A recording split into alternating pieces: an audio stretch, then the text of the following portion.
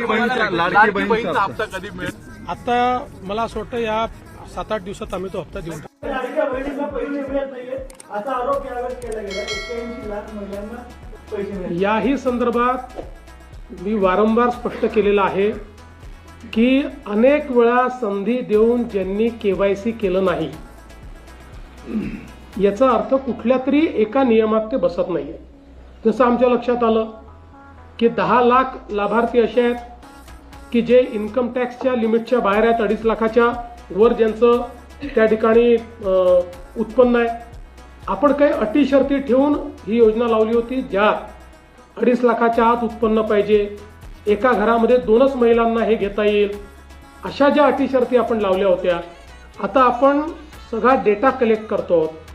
तो data collect केल्यानंतर जसं इन्कम टॅक्स विभागाचा डेटा आला तर त्यात आपल्याला लक्षात आलं की कोण कोण इन्कम टॅक्स पेई आहे पण तरी लाडकी बहीण घेतली आहे.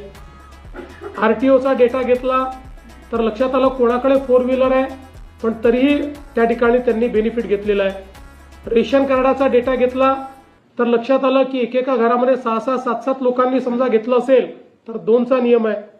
त्यामुळे शेवटी एखादी योजना आपण सुरू करतो त्याचे जे निकष असतात त्या निकषाप्रमाणे योजना चालली आहे की नाही हे CAG त्याचं ऑडिट करतात आणि ऑडिटमध्ये जर निकषाच्या बाहेर ती योजना चालली असेल तर राज्य सरकारवर ताशेरे येतात.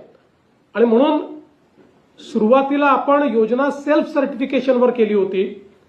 तुम्ही जे सांगाल ते सत्य मानून योजना दिली जाईल.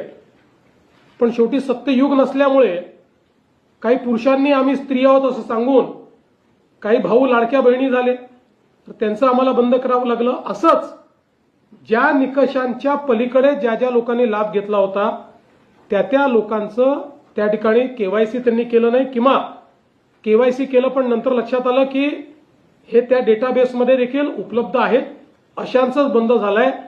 जे नियमात आहेत केवायसी केलं आणि नियमात आहेत एकही हप्ता त्यांचा थकवलेला नाही.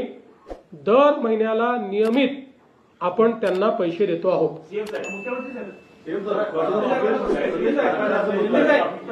ऑपरेशन टायगर संदर्भात प्रश्न आहे.